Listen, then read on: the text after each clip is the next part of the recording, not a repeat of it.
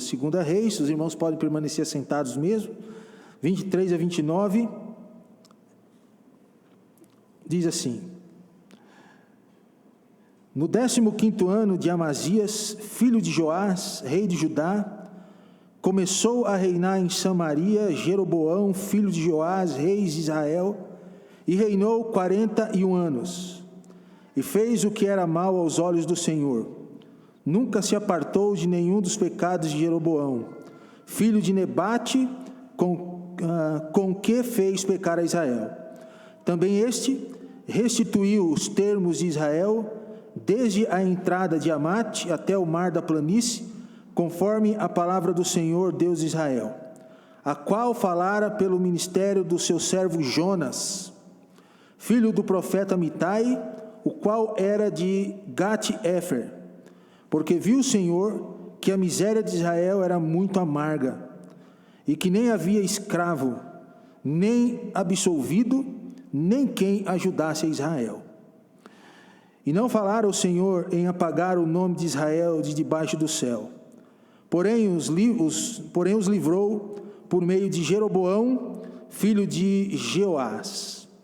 Ora, o mais dos atos de Jeroboão, tudo quanto fez, e seu poder, como pelejou, e como restituiu a Damasco e a Amate, pertencentes a Judá, sendo rei em Israel, porventura não está escrito no livro das crônicas dos reis de Israel? E Jeroboão dormiu com seus pais, com os reis de Israel, e Zacarias, seu filho, reinou em seu lugar. Agora vamos ler Jonas, capítulo 1, versículo 1.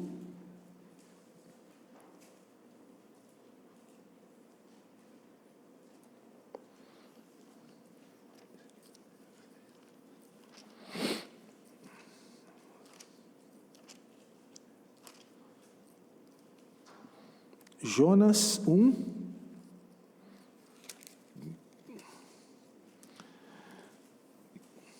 versículo 1, diz assim: e veio a palavra do Senhor a Jonas, filho de Amitai, dizendo, leu 2 também: levanta-te, vai à grande cidade de Nínive, e clama contra ela, porque a sua malícia subiu até a minha presença. Vamos orar, irmãos? Senhor Deus, muito obrigado porque o Senhor nos deu a Tua palavra, e que o Senhor, ó Deus, nos guie durante essa mensagem, que nós possamos ser edificados pelo Senhor, e que a Tua palavra transforme as nossas vidas. Essa é a nossa oração, em nome de Jesus, amém. Uma das coisas que nós sabemos fazer, irmãos, e às vezes até gostamos de fazer, enquanto seres humanos, é fugir daquilo que nos incomoda, é ou não é?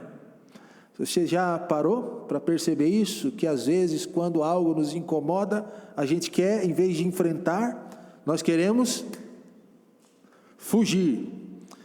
É claro, irmãos, que aqueles mais letrados, mais estudiosos acerca da vontade do homem, eles iriam dizer assim: não, mas essa fuga é instinto, porque está em nós. Nós nascemos sabendo nos afastar daquilo que nos causa desconforto. Na verdade, nós não queremos desconfortos. Quando algo nos pega de surpresa e nos tira da nossa zona de conforto, o que a gente quer é fugir. A gente, por exemplo, programa uma viagem para ficar longe da rotina. Nós fingimos não ter ouvido aquele comentário, às vezes sarcástico, para não responder à altura. Nós fugimos. Nós ignoramos pessoas, nós ignoramos fatos, para simular que tudo está bem, quando na verdade não está. Nós fugimos. E pode ser, irmãos, que às vezes nós fugimos até de Deus. Pode ser que às vezes você foge até de Deus. Quando Deus revela para você a vontade dele para a sua vida, e você diz assim: não, Senhor, isso não é comigo. Então nós fugimos, né? Deus está falando, Deus está mostrando a sua vontade, mas a gente muitas vezes empreende fuga daquilo que Deus quer para as nossas vidas. O livro de Jonas, ele fala de um profeta que fugiu de si próprio. O problema de Jonas, irmãos, não era Deus. O problema de Jonas era o seu coração. Então, quando Jonas foge, ele foge de si próprio, ele não foge de Deus. Mas Deus, em sua soberania, diante dessa fuga de Jonas, ele faz a sua vontade a ser cumprida.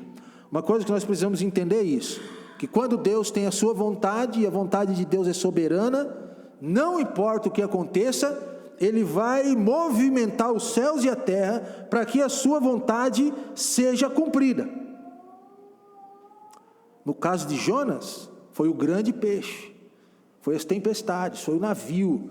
Jonas fugiu e Deus disse assim: não, a vontade é minha. Então Deus usa os poderes da natureza para trazer Jonas para a sua vontade. Deus faz assim. O livro de Jonas, ele foi escrito pelo próprio profeta Jonas, que a Bíblia diz que ele é filho de Amitai, nos dois textos que nós lemos, tanto em Reis quanto em Jonas. Diz que ele é de uma cidade chamada Gat-Efer, uma pequena aldeia localizada em Zebulon, mais ou menos a 3 quilômetros de Nazaré. A tradição diz que Jonas era filho da viúva de Serepta, ou de Sarepta, dependendo da sua tradução, que foi ressuscitada por Elias. Você lembra dela, né? Daquela viúva. Mas essa informação de que Jonas é filho dessa viúva é uma informação que durante a história não obteve uma confirmação real. Mas dentro da tradição existe essa possibilidade. O livro de Jonas, irmãos, ele foi escrito mais ou menos no ano 765 antes de Cristo. Então já faz um bom tempo. Essa profecia, ela foi proferida durante o reinado de Jeroboão II. Foi o texto que nós lemos em 2 Reis. O que acontece no livro de Jonas, o pano de fundo é o reinado de Jeroboão II. E essa profecia foi dada naquela época, mais ou menos dos anos 793 a 753 a.C., como a gente leu no texto. Quando Deus chama Jonas para pregar arrependimento aos ímpios, lá em Nínive, Jonas, esperto, irmãos, ele sabia muito, muito bem que Deus é um Deus misericordioso, e que se ele fosse pregar lá em Nínive, Deus iria salvar, e poderia salvar muito bem aquele povo. Só que Jonas não queria. Por quê? Porque os ninivitas, eles eram inimigos de Israel, e os ninivitas matavam, sacrificavam, judiavam de Israel. E aí Jonas diz assim: Senhor, como que o Senhor me manda pregar para um povo cruel, que maltratava a gente? Eu não vou, isso não faz parte do meu coração isso. Então Jonas foge dele, Jonas foge do seu coração, daquilo que ele pensava. E com isso, nós aprendemos logo de cara aqui, irmãos, que Deus, ele manifesta a sua compaixão e a sua misericórdia para quem ele deseja manifestar. Pode ser a pessoa mais cruel do mundo, pode ser a pessoa mais pecadora do universo. Se Deus quiser manifestar a sua misericórdia e salvar, Deus faz isso. Era isso que ele queria fazer com os ninivitas, e Jonas não queria. Então Jonas foge. Nós vamos, no decorrer das nossas mensagens aqui, falar mais detalhadamente sobre cada aspecto desse. Mas hoje eu quero destacar com os irmãos alguns aspectos importantes de uma maneira mais geral no livro de Jonas. Então, quais são esses aspectos importantes? Então, o primeiro aspecto, irmãos, importante sobre o livro de Jonas é que o livro tem uma divisão, ou é como que o livro de Jonas, ele é dividido. Essas divisões são importantes, porque quando a gente olha para um livro, nós sabemos o que nós realmente estamos lendo. Capítulo 1, o que nós enxergamos? Jonas fugindo da comissão de Deus e colhendo uma grande tempestade. Você lembra disso? Que Jonas foge do chamamento de Deus, ou do chamado de Deus, e por conta dessa fuga, o que Deus faz? Deus manda uma tempestade. Capítulo 2 de Jonas, você encontra Jonas orando no interior do grande peixe enviado por Deus. Aliás, aqui tem um ponto onde aqueles da teologia liberal, que infelizmente já adentrou muitas das nossas escolas teológicas, estão dizendo que Jonas não é um livro inspirado, porque onde já se viu uma pessoa ir para o interior de um grande peixe, e lá ficar e não morrer? Isso não existe, isso é uma ficção, dizem eles, mas se está na Bíblia, irmãos, é inspirado, é verdade do Senhor, realmente aconteceu, amém?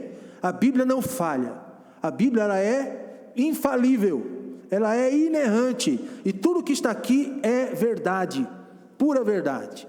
E no capítulo 3, nós encontramos Jonas obedecendo a comissão de Deus de ir pregar a Nínive, e os ninivitas se convertem. Aquilo que Jonas não queria que acontecesse, realmente aconteceu. O povo lá de Nínive ouviu a palavra de Deus e se converteu. E aí, qual o problema com isso? Deus salva quem Ele quer. E capítulo 4, nós vemos Jonas reagindo à graça salvadora de Deus demonstrada aos ninivitas. Diz o texto que Jonas até se esconde, ou tenta se esconder, debaixo de uma aboboreira, uma planta, porque ele ficou indignado com aquilo, mais uma vez.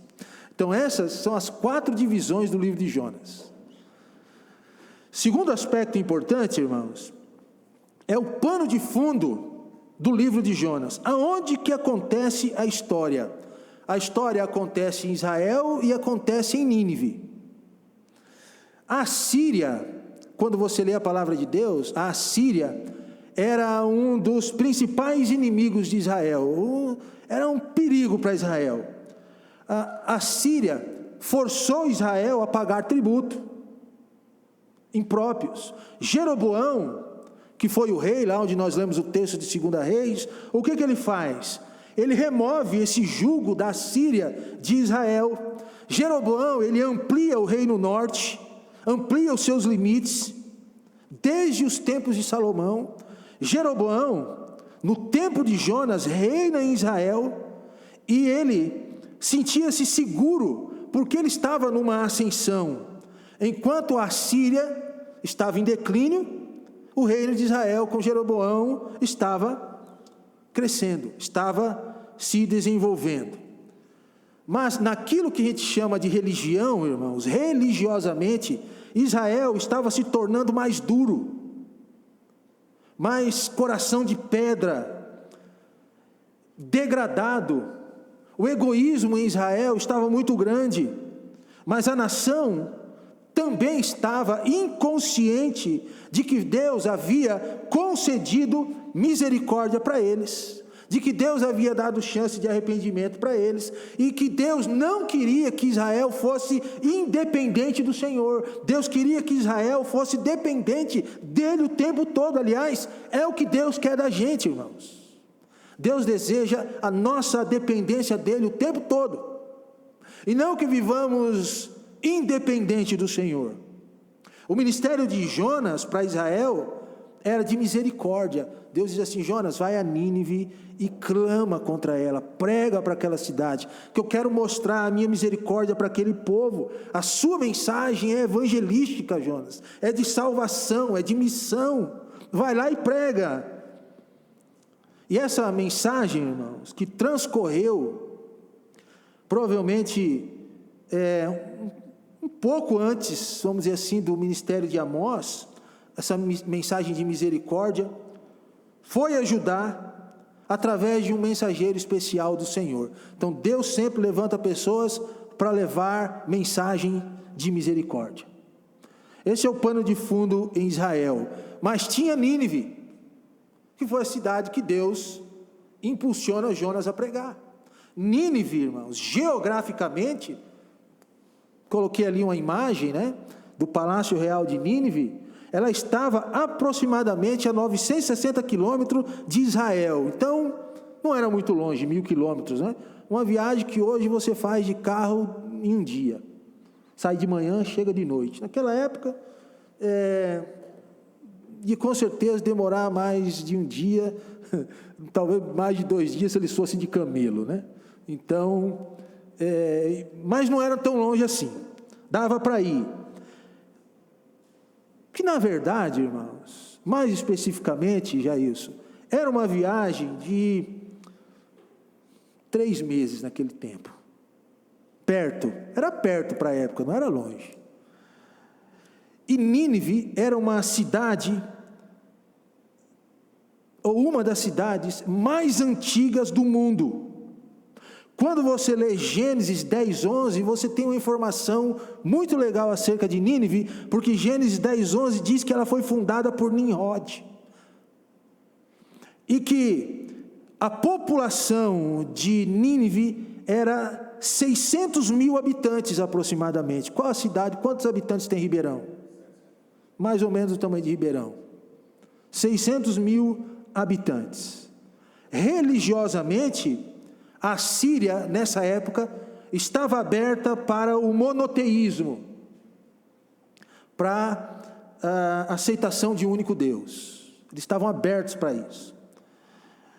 E isso, irmãos, pode ter ajudado, aí a gente começa a entender, Porque Nínive estava na Síria, e a Síria estava aberta para o monoteísmo, e aí a gente começa a entender o porquê que Jonas pregou e o povo o aceitou.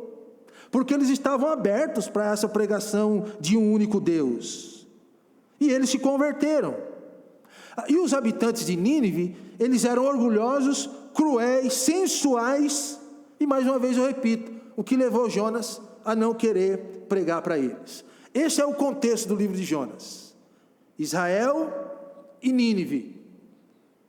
Um outro aspecto importante, irmãos, terceiro, é o propósito, o tema e a teologia bíblica do livro. Então vamos entender um pouco sobre isso. Qual que é o propósito do livro de Jonas? Por que Deus nos deu o livro de Jonas? Por que Deus levou Jonas a escrever esse livro? Porque ele foi escrito com um propósito: mostrar que a graça salvadora de Deus se estendeu para Nínive, a fim de que se arrependessem, mesmo sendo contra a vontade de Jonas. Isso tem lição para nós hoje. A graça salvadora de Deus, ela está disponível a todos os povos, mesmo para aqueles que nós achamos que eles não deveriam ser salvos. Eu estreito mais isso. Irmãos, a graça salvadora de Deus, ela está disponível para aquela pessoa que você acha que não deveria ser salva, porque foi o pior dos piores, foi um bandido, foi torto na vida. Deus salva quem Ele quer. Amém, irmãos? E digo mais, Deus transforma os loucos, as coisas pequenas, as coisas insignificantes, em coisas maravilhosas e grandiosas para o louvor da sua glória. O tema do livro: Deus estende sua graça salvadora a todos os homens, mesmo para aqueles que achamos que não merecem a salvação. Teologia bíblica, irmãos, talvez esse tema, teologia bíblica, seja um pouquinho diferente para vocês, mas eu explico. O que é a teologia bíblica? Teologia bíblica, ela nos ensina que existe uma única mensagem de Gênesis e Apocalipse. E essa mensagem, ela perpassa todos os textos. Teologia bíblica é o tema que amarra toda a Bíblia. A Bíblia, ela tem uma única mensagem que costura todos os textos. E a única mensagem da Bíblia, de Gênesis e Apocalipse, é que Deus enviou o seu Filho para salvar o mundo, para salvar todo aquele que crê. O livro de Jonas não foge dessa verdade. Nós vemos a salvação em Deus sendo exercida na vida de um povo. Então, essa é a teologia bíblica. Existe uma mensagem unificadora em todo o texto da palavra do Senhor. Um fio que perpassa toda a Bíblia. Uma única mensagem em 66 livros. Isso é a teologia bíblica. E a teologia bíblica no livro de Jonas, irmãos, nós entendemos da seguinte forma. Isso nos leva, em primeiro lugar, a Mateus 28, 19 a 20, aonde Jesus ordena fazer discípulo de todas as nações. Lembra desse texto? O que Jonas está fazendo, irmãos? Discípulos de todas as nações. A teologia bíblica de Jonas nos leva a Atos 1:8, que diz que devemos ser testemunhas até os confins. O que Jonas está fazendo, irmãos? A teologia bíblica de Jonas nos leva a ver Cristo em Mateus 12, 39 a 41. Presta atenção no que eu vou falar para os irmãos. Jonas é o único profeta a quem Jesus comparou consigo próprio. Porque ele diz, assim como Jonas teve 3 dias, aquele tempo, no ventre do peixe, eu também estarei esse mesmo tempo no ventre da terra. É o único profeta que Jesus compara com ele. A experiência de Jonas, irmãos, é um tipo de morte e sepultamento e ressurreição de Jesus Cristo. Como que a gente entende a teologia bíblica em Jonas? Sobre a suficiência da graça de Deus. Você lembra o que diz Tito 2:11? Que a graça de Deus se manifestou salvadora a todos os homens. O que nós vemos em Jonas? A graça de Deus se manifestando salvadora ao povo de Nínive. Então você compreende que a Bíblia é uma única mensagem, um único texto, um único propósito. Então, irmãos, Jonas nos ensina sobre a salvação também pela fé de todo aquele que Deus quer salvar. Independente se o servo se rebela indo para outro lugar, Deus vai fazer a sua vontade valer, Ele vai salvar. O livro de Jonas, ele é relevante para nós, irmãos, para os nossos dias, para as nossas vidas. Por quê? Deixa eu trazer aqui para os irmãos alguns aspectos sobre essa relevância do livro de Jonas. Em primeiro lugar, o livro de Jonas é relevante porque nós aprendemos sobre salvação. Tenho repetido aqui, né? Então vou passar por isso para não ficar muito repetitivo, mas eu quero trazer para os irmãos algo importante sobre o significado do nome de Jonas. Você sabia que o nome de Jonas significa pombo? E que é um nome bem sugestivo para um profeta que foi pombo correio, porque Jonas foi o pombo correio de Deus lá em Nínive. Por isso pombo, levando sua mensagem à capital da Síria. O livro de Jonas, irmãos, é o livro mais missionário desta época, aonde revela o amor de Deus, o interesse de Deus por Israel, mas também por outros povos, aonde Deus olha para os ninivitas e quer salvar esse povo do inferno, embora Jonas entendesse que não merecessem, mas Deus envia o profeta, mesmo que ele fuja, e Deus diz assim, prega arrependimento para aquela cidade, e fala assim, olha, se vocês não se arrependerem, essa cidade vai ser subvertida, ela vai sumir, mas os ninivitas se convertem, e não foram destruídos, e por isso que Jonas lamenta. Mas nós aprendemos, irmãos, no livro de Jonas, que a salvação é uma dádiva de Deus, recebida pela fé e não obtida pelas obras. É preciso que haja uma pregação e que haja conversão. Segundo ponto relevante do livro de Jonas, é que no livro de Jonas nós aprendemos sobre quem é Deus. Nós aprendemos no livro de Jonas que Deus é santo, amém, irmãos? E não tolera o mal. Nós aprendemos no livro de Jonas que Deus intervém na história. Deus agiu na história de Jonas, agiu na história de Israel e agiu na história de Nínive e continua agindo na história da igreja e nas nossas vidas. Nós aprendemos, irmãos, que ninguém pode impedir a mão de Deus de agir. Agindo Deus, quem? Foi o que aconteceu em Jonas. Nós aprendemos que Deus é misericordioso e salva até mesmo os nossos inimigos. Jesus fez isso na cruz do Calvário, com um ladrão ao seu lado. Nós aprendemos em Jonas que Deus conduz seus planos à consumação e nenhum deles pode ser frustrado, ainda que Deus mande uma tempestade para consertar a sua vida e a minha, e para salvar alguém. E nós aprendemos, irmãos, que Deus está no controle da história e também dos elementos da natureza. Deus controla tudo que existe. É a nossa vida e é o mundo. Esse é o nosso Deus. Terceiro ponto relevante. Estão me acompanhando, irmãos? Não se perca na trajetória. Terceiro ponto relevante. Nós aprendemos sobre nós mesmos, os crentes. Mas aprendemos o que, irmãos? Que nós temos um entendimento certo sobre Deus. Você sabe quem é Deus. Você sabe o que Deus faz, aonde Ele habita, como que Ele se manifestou em Cristo. Você sabe quem é Deus. Você sabe o que Deus quer da sua vida. Eu também sei. Mas o problema é que muitas vezes nós temos uma prática errada, mesmo conhecendo quem é Deus.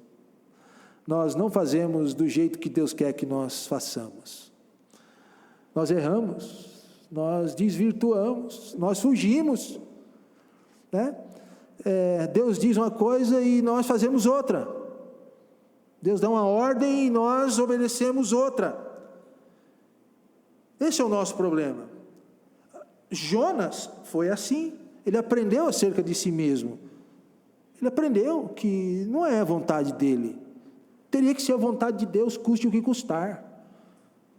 Nós aprendemos, irmãos, sobre a obra de Deus, que nós fazemos a obra de Deus, mas nós não podemos, irmãos, fazer a obra de Deus com a motivação errada. Jonas é como o irmão mais velho do filho pródigo. Lembra da história do filho pródigo? Que obedece por obrigação e não por prazer. Lembra que o filho é um rebelde, na verdade. Não tinha prazer na casa do pai, nem nas ações do pai. Jonas era assim. Alguém que estava obedecendo por obrigação, mas sem prazer naquilo que Deus queria que ele fizesse. Irmãos, nós precisamos fazer a obra de Deus com muito prazer. Sabe, cultuar a Deus é prazeroso. Obedecer a palavra é prazeroso. Orar é prazeroso. Contribuir é prazeroso. Fazer missões é prazeroso. Viver em comunhão é prazeroso. Então Jonas tinha que aprender isso. Jonas, a minha obra, ela é prazerosa. Eu mando, você executa e isso gera prazer. E é assim para nós também, irmãos. Você concorda comigo que nós queremos receber bênçãos? Amém? Você quer bênção? Mas muitas vezes não queremos ser bênção. Eu quero ser bênção na sua vida, irmão, verdadeiramente, de alguma forma, ou seja pregando, ou seja orando, não sei, ou seja com a minha família. Eu quero ser bênção na sua vida, e eu desejo que os irmãos sejam bênção na minha vida, e que vocês sejam bênção na vida uns dos outros. Recebemos bênçãos do Senhor, todo dia, todo momento. Então nós também precisamos ser bênçãos. Jonas era abençoado por Deus, porque fazia parte do povo de Deus e usufruía do melhor de Deus para a vida dele e para a sua nação. E por que ele não poderia ser bênção para Nínive, indo lá e pregando a palavra? E aconteceu isso, de alguma forma, ainda que forçado, empurrado, ele foi lá e foi bênção para aquele povo. Nós preferimos, irmãos, as consequências em vez de nos arrepender. Jonas, se arrependa, volte para o Senhor, vai dar certo. E Jonas prefere insistir em fugir da presença de Deus, em vez de se arrepender. E as consequências vieram. Nós vamos ver isso, cada vez mais fundo. Foi parar lá no fundo do poço, do navio, depois foi para o fundo do peixe, para dentro do peixe, depois foi para o fundo do mar, e cada vez se afundando mais, como consequência da desobediência. Então, irmãos, é relevante porque a gente aprende sobre nós mesmos, que somos crentes, a agirmos à luz da vontade de Deus de maneira correta. Em quarto lugar, como relevância do livro de Jonas para nós hoje, é porque nós aprendemos sobre os incrédulos. Os pagãos, eles temem a Deus e se convertem, né? A pessoa vai lá, ouve a palavra, alguém entrega um folheto, prega, eles se convertem. Foi o que aconteceu com Nínive. Nós tememos a Deus, mas às vezes nos rebelamos. Um paralelo muito interessante, né? A gente teme, mas às vezes nos rebelamos. Os pagãos demonstram mais fervor do que nós, servos de Deus, às vezes. Sabe que um dia eu ouvi alguém falar o seguinte, que um crente ideal seria aquele crente, Márcio, com a cabeça de um batista, com os pés dos testemunhos de Jeová e com o fervor dos assembleianos. O que vocês acham disso? Nós precisamos, irmãos, ser fervorosos na obra. Quando eu digo fervoroso, eu não estou falando de pentecostalismo, eu não estou falando dessa bagunça toda, eu estou falando de primeiro amor, eu estou falando de vontade de servir, eu estou falando de pensar sobre a palavra, de pregar aquilo que a palavra diz, aquilo que nós estamos fazendo aqui, abrindo o texto, e estou mostrando para os irmãos o que acontece na Bíblia, e como acontece, mas não somente isso, é preciso coração e pé, às vezes para ir a Nínive, mas é preciso agir, caminhar, e é preciso coração na obra do Senhor.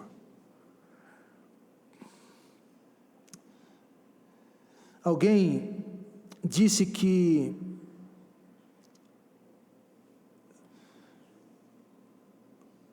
certa vez estava na sua igreja e entrou uma pessoa incrédula, e a gente fazia isso, na verdade, várias vezes. Eu fiz isso lá na minha igreja, que eu me converti, ou na verdade que Deus me converteu, lá em Cubatão, que eu cresci, primeira igreja batista regular de Cubatão, minhas avós eram de lá, meus pais, minhas mães, eu nasci naquela igreja, a igreja que me enviou para o seminário, que me sustentou com a minha esposa o tempo todo, e depois eu fui fazer um ano de estágio lá com o pastor Ricardo, que hoje é um pastor que está no Tatuapé, que falo com ele até hoje, mas eu lembro que naquela época, a gente pegava o cantor cristão, e quando o incrédulo chegava na igreja, a gente ia lá e dava o cantor cristão para o incrédulo cantar. Ia lá e dava o cantor cristão para o incrédulo cantar.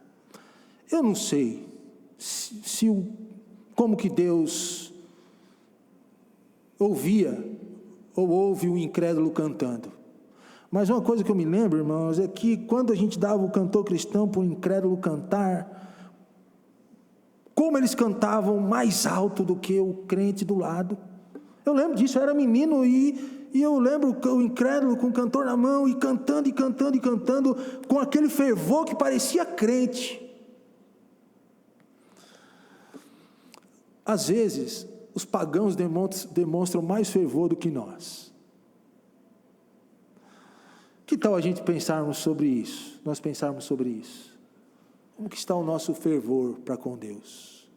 Eu contei essa história aqui uns dias atrás, de que o meu cunhado, casado com a minha irmã, é pastor aqui em São Sebastião do Paraíso.